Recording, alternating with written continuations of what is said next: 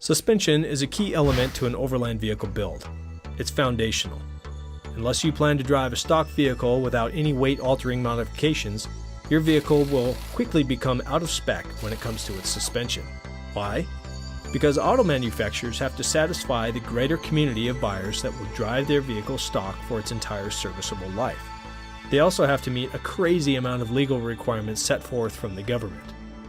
But we know that we'll be adding a substantial amount of weight to our vehicle and pushing that weight in even more demanding environments and conditions than the average Joe. So that brings in the need for a better suspension setup for the demands ahead. We have been using Icon Vehicle Dynamics since the start of our major expeditions. We love them and continue to go back to them. So for this vehicle, we're setting it up with an Icon Stage 6 system, modified with an Old Man Emu spring set with 2 additional springs to take the weight that we'll be adding. Suspension is a science and an art combined, and in order to talk intelligently about it, we thought it best to hand it off to Dylan, the lead engineer and partner of Icon Vehicle Dynamics, to help describe what's involved with suspension and the thought process behind it all. Okay, we're installing a Stage 6 suspension system with a heavy-duty leaf pack, and we're also going to install the optional hydraulic rear bump stop.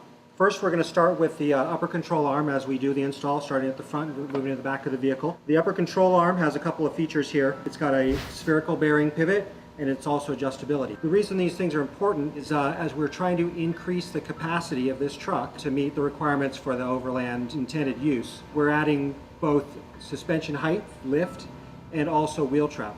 To add wheel travel, the stock control arm, although a pretty stout part, only has so much angularity in that ball joint. So we use a spherical bearing to really optimize tire fitment and alignment in a lifted situation. We also put in adjustability into the arm. So the front shock, which is the heart of the suspension system, is a coilover design. It's a 2.5-inch diameter shock body, remote reservoir with a compression adjuster. The compression adjuster gives you the ability to add stiffer compression depending on the driving conditions.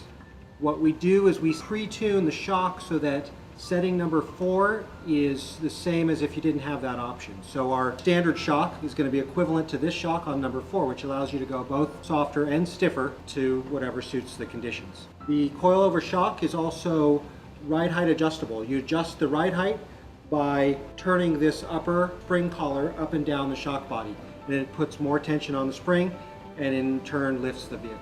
The other thing that we've done in this shock is we've actually changed the extended length of the shock. We are looking for more wheel travel, and because we've already installed the upper control arms, that allows us to put an even longer shock in that gives us additional droop travel. Droop travel is important for the overall handling of the vehicle. If you don't have enough droop travel, you come up to an obstacle or a pothole and the whole vehicle falls into it instead of just the suspension responding to that hole in the ground. When we lift a vehicle, we're doing that at the cost of potential down travel. So that's why it's important when lifted to realize all the potential down travel that you could get out of the suspension.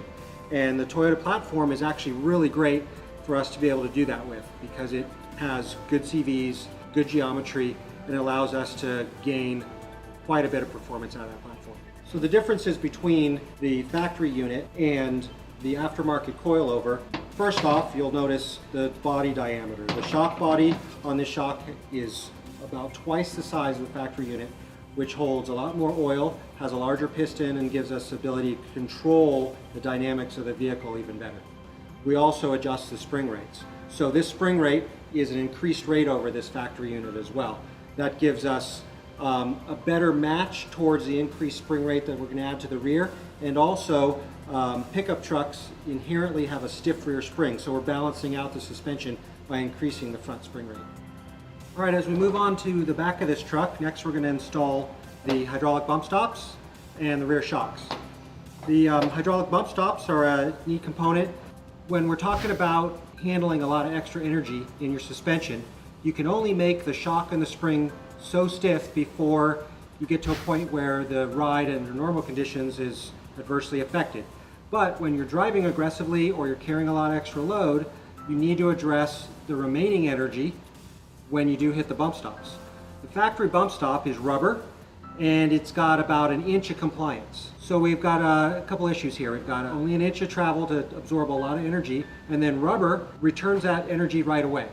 The hydraulic bump stop has 2.5 inches of travel to absorb that residual energy, and it doesn't return the energy right away. There's oil and nitrogen inside the shock as well as valving, and when it compresses, it returns energy slowly so that the vehicle doesn't lose its composure. Additionally, it's speed sensitive, so the faster you hit it, the more force it's going to generate to help take care of that situation. We're also going to install the rear shocks. The rear shock, compared to our factory one, is a lot beefier component. In addition to the enhanced valving, we also are adding more travel. It's a longer stroke shock. It's got a remote reservoir for heat capacity. It also has a compression adjuster on the reservoir for 10 different settings of compression stiffness. Additionally, the shock has a bump zone in the top of it. The final 2.5 inches of travel is 20% stiffer than the rest of the main part of the travel. And this really helps also when you're engaging the overload portion of your leaf spring, which store more energy and want to recoil faster, and that just makes the whole vehicle more composed. Like all the Icon shocks, this shock is also rebuildable and revalvable, which means it's a lifetime investment. If you damage any component, it's replaceable down the road as well.